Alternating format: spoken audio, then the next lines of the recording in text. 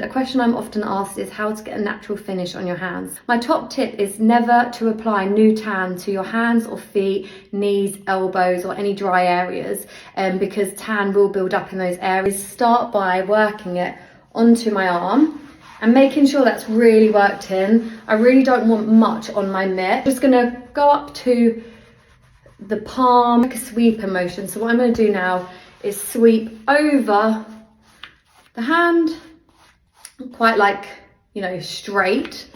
And then I'm going to do the sides around the thumb, each side sort of with a buffing motion. And then I'm going to do a claw-like position and get into all the nooks and crannies. Is that the right word? I don't even know. I should have learnt my terminology before doing this. In between the fingers, just making sure you're really covering all areas and then sweep it out again.